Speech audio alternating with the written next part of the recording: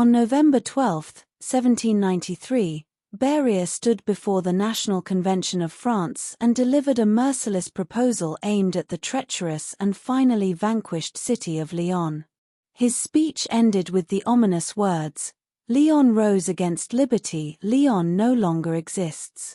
He demanded that the buildings of the rebellious city be leveled to the ground, its monuments reduced to dust, and even the name of Lyon consigned to oblivion. A week passed before the convention finally agreed to the destruction of France's second-largest city. Even after the decree was signed, Commissioner Couthon, confident in Robespierre's tacit support, hesitated to carry out the herostratic order. To preserve appearances, he assembled a crowd on Place Bellecour with great ceremony and symbolically shook a silver hammer in the direction of the doomed buildings. Yet even after this gesture, the pickaxes did not ring out against the facades, and the guillotine measured its blows with a dull, reluctant rumble. Soothed by this unexpected leniency, the battered city, torn by civil strife and a long siege, began to nurture timid hopes. The most resolute among its citizens tried, amid the chaos, to restore what had been destroyed, cautiously re-establishing order. But soon the hesitant tribune was recalled, and in his place arrived Collot d'Herbier and Fouché, adorned with the tricolour sashes of the People's Commissioners, to the Villefranchi as the city was now called in the Republic's decrees. One night passed, and what had seemed merely a menacing proclamation turned into a horrifying reality. "Nothing has yet been done here," read the impatient lines of the first report sent by the new tribunes to the convention, lines that affirmed their patriotic zeal and cast suspicion on their overly gentle predecessor. The executions began immediately, the very ones Fouché, the Maitrier de Lyon, would later recall with reluctance, already a Duke of Otranto and a champion of legitimist principles. Instead of the slow labor of pickaxes, gunpowder mines now thundered, demolishing one magnificent building after another. In place of the unreliable and insufficient guillotine, volleys of musket and grapeshot ended the lives of hundreds in an instant. The scythe of justice, sharpened daily by new furious decrees, reaped a bountiful harvest of human lives. The swift-flowing Rhône had long since taken on the grim task of burial, and the prisons could no longer contain the growing number of suspects. The cellars of public buildings, schools, and monasteries became temporary shelters for the condemned, so temporary that the same bundle of straw rarely warmed the same body for more than a single night. Equally fleeting was the fellowship of one group of prisoners, driven into the cellars of the city administration on a bitter November day. During the day, they were brought one by one before the commissioners, and after a brief interrogation, their fate was sealed. Now, 64 souls, men and women intermingled, crowded into a low-vaulted chamber, thick with the scent of wine barrels and mold.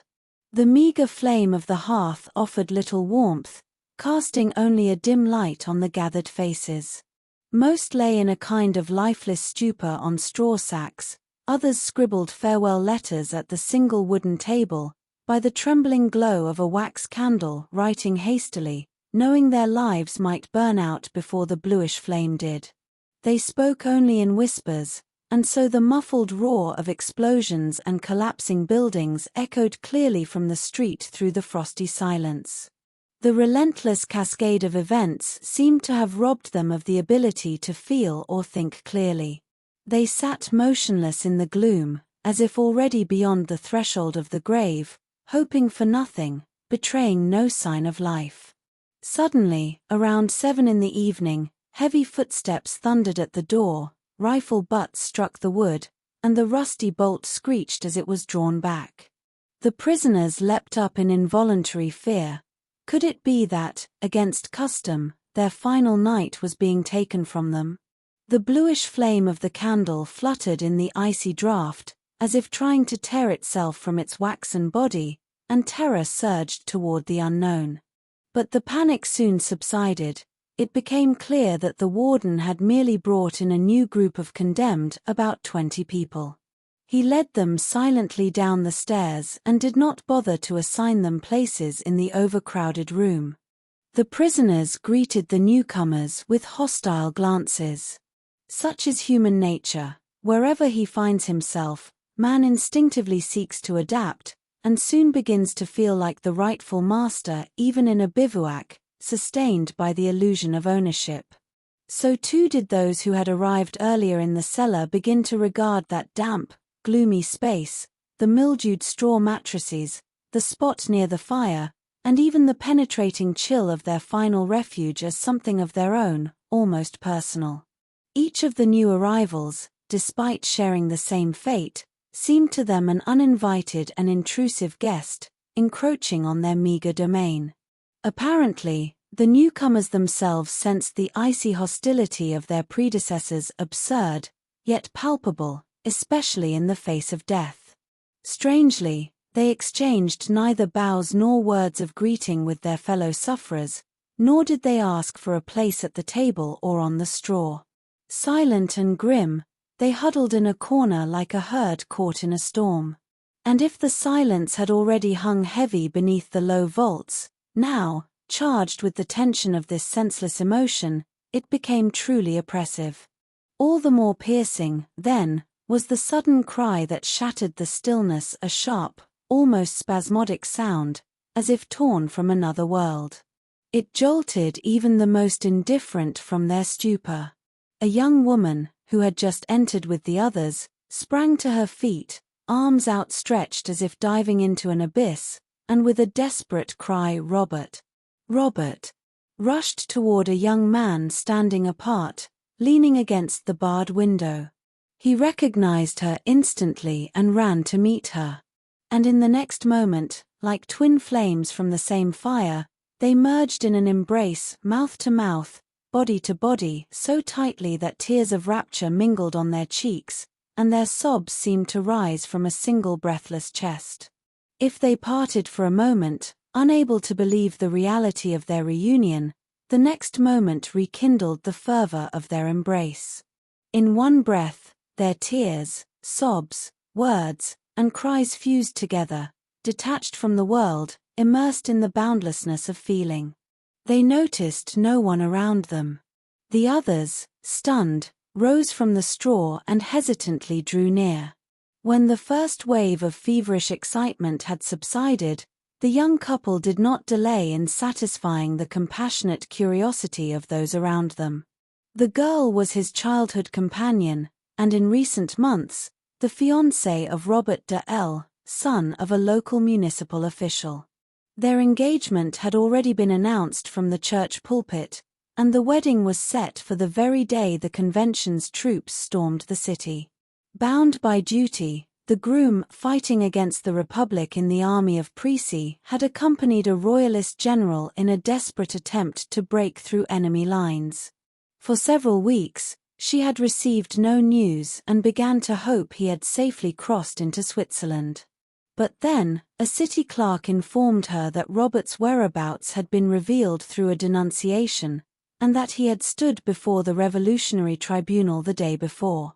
Learning of his arrest and the inevitable sentence, the girl, driven by that mysterious and unfathomable energy that often distinguishes women in moments of peril, overcame unimaginable obstacles and secured a personal audience with the convention's commissioners to plead for mercy. Collot d'Herbourg, before whom she fell to her knees, refused her sharply, declaring that traitors were not to be spared. She then hurried to Fouché. Equally cruel by nature, though more reserved in manner, he resorted to deception to mask the unease stirred in him by the sight of the desperate young woman. He told her he would gladly help, but according to the report, glancing briefly through his lorgnette at a random sheet of paper, Robert de L. had already been executed that morning on the plain of Brotteaux. It was not difficult to deceive her, he who would later mislead Napoleon and the rulers of Europe with equal cunning. The girl believed her beloved was dead. But instead of surrendering to helpless grief, she, no longer valuing her life, tore the cockade from her hair, crushed it underfoot, and loudly, so that it could be heard in the adjoining room, began to denounce Fouché and his gathered henchmen, calling them bloodsuckers, executioners, and vile criminals. And as the soldiers bound her and dragged her away, she heard Fouché, having quickly regained his composure, dictating to his pockmarked secretary the order for her arrest. She perceived it all, as she later recounted to those around her, in a rush of passionate, almost joyful excitement, as something spectral, devoid of reality. On the contrary, a rapturous sense of fulfillment overtook her at the thought that she would soon follow her fallen beloved. During her interrogation, she said nothing, so vivid was the anticipation of her nearing end. She barely lifted her eyes when she entered the prison with the belated group of the condemned. What could possibly matter in this world, if her beloved was dead and she herself so close to him in the death that awaited? And so she remained in the corner, detached, until her gaze, accustomed to the gloom, fell in astonishment upon a young man standing pensively by the window in a posture uncannily like that of her fiancé when lost in thought. With effort, she forced herself to reject the deceptive hope, but still she rose. And just at that moment, he stepped away from the window and into the light. She confessed, still trembling, that she could not understand how she had not died in that instant of shock.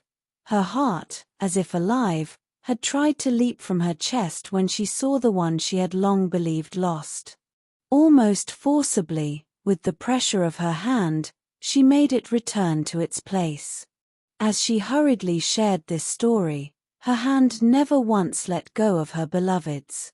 Again and again, without averting her gaze, as though still unable to believe he was truly near, she returned to his embrace. The sight was so moving that it stunned all who witnessed it. Moments earlier, they had been numb, weary, withdrawn. Now they gathered around the strangely reunited couple, animated by sudden vitality. Each forgot their own fate, each rushed to offer words of sympathy, compassion, and solidarity.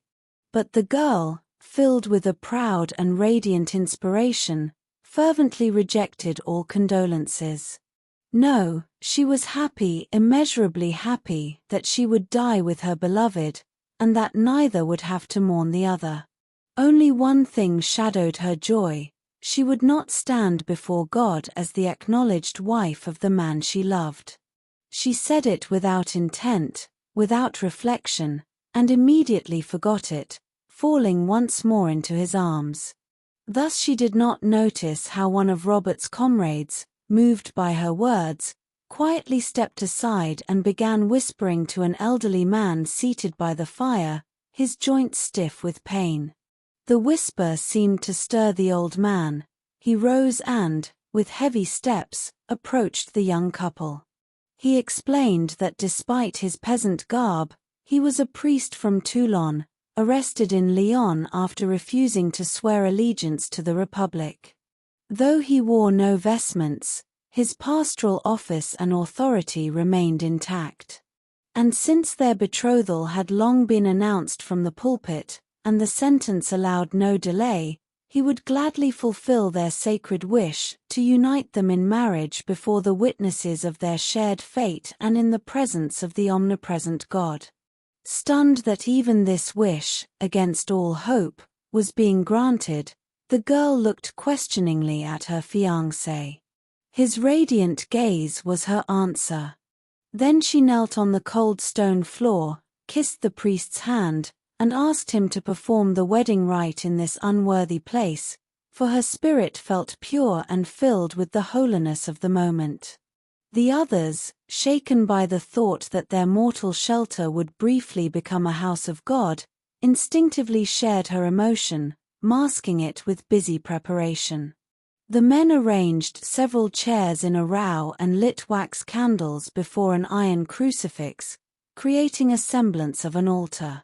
The women quickly wove a wreath from the stray flowers given to them by compassionate passers-by on their way to prison, and placed it on the bride's head. Meanwhile, the priest withdrew to a neighboring room and gave absolution first to the groom, then to the bride. When they stood before the improvised altar, a silence so complete descended that a guard, suspecting something amiss, suddenly flung open the door and entered. Upon seeing the extraordinary scene, his swarthy face was lit by involuntary reverence and solemnity. He stood motionless at the threshold, becoming a silent witness to the sacred rite unfolding before him. The priest stepped up to the table and quietly explained that the Church of God and his altar dwell wherever people gather in reverent faith. Then he knelt, and with him knelt all those present. A silence so profound descended that even the narrow flames of the candles stood motionless, frozen like 4 white lilies above the dull wax. In that hushed stillness, the priest asked whether they wished to be united in life and in death. In life and in death, they both replied firmly. And the word death, which so recently had echoed with dread, now rang clear, luminous, and almost solemn. The priest joined their hands and spoke the binding words, Ego auctoritate sancti matris ecclesiae qua funga, conjungo vos in matrimonium in nomine Patris et Filii et Spiritus Sancti. The rite was complete. The newlyweds kissed the priest's hand, and the witnesses offered their congratulations. Each of the condemned stepped forward, eager to speak a word of greeting. In that moment, no one thought of death, it had lost its terrifying power. Meanwhile, the groom's friend, who had stood as witness, quietly conferred with the others, and soon a strange bustle stirred again in the cellar. The men, exchanging sly glances, began to carry straw sacks from the adjoining room. Then, as the newlyweds, still overwhelmed by what had just occurred, remained unaware of the preparations, the friend approached them and, smiling, said that he and his fellow prisoners would gladly offer them a gift, but what value do earthly offerings hold for those no longer masters of their fate? Instead, they wished to give them the only thing that might still matter, solitude and silence for their first and final wedding night. The others would settle in the neighboring room, leaving the smaller, more private space entirely to them. Make use of these last hours, he added. No one can reclaim a lived moment, and if love has been granted to someone, let them savor it. The girl blushed to the roots of her hair, but her husband met his friend's gaze and, moved, clasped his hand.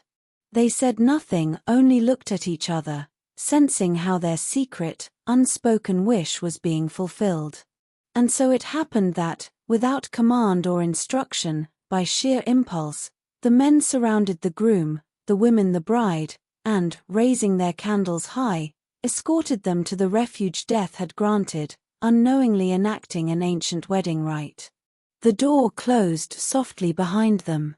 No one dared utter a crude joke or a suggestive word. An invisible solemnity had spread its wings over them all. Those who could not alter their fate had found a way to offer another a handful of happiness. And each, in secret, was grateful to destiny for turning their thoughts away from the impending end.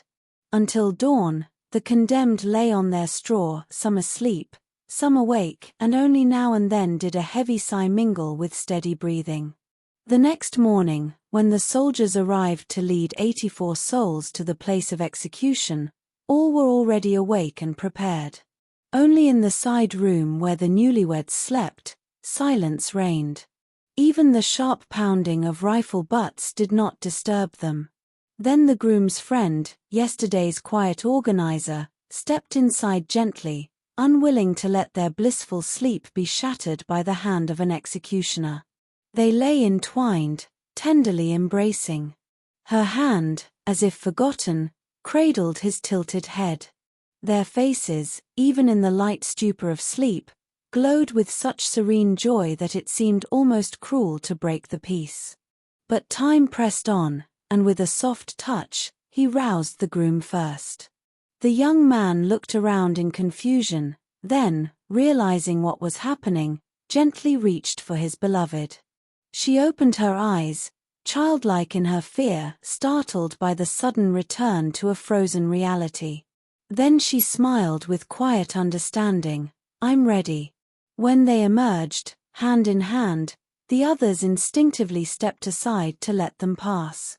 And so it was that they led the final, mortal procession.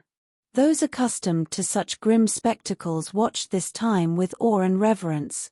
The young woman with a bridal wreath upon her head, and the young officer beside her, both radiant with a light so pure and calm that even the most hardened among the onlookers sensed the presence of something sacred. And the rest of the condemned, instead of shuffling forward with the usual faltering steps of those led to death, followed with fire in their eyes, seized by a vague, desperate hope that the miracle which had touched the two might yet reach them as well and perhaps, just perhaps, turn aside the inevitable. But life favors only the miraculous, and is stingy with true miracles. Only one occurred, an ordinary miracle for Lyon. The procession crossed the bridge and stepped onto the marshy field of Brotteaux, where 2 infantry platoons awaited, 3 rifle barrels for each prisoner. They were lined up, and a single volley ended it all. Without delay, the soldiers cast the still bleeding bodies into the Rhône, and its swift, indifferent waters closed over the grim fate of those whose names would remain unknown. Only the bridal wreath, loosened from her hair, floated briefly on the surface, drifting alone and unwanted, a fragile reminder of what had been.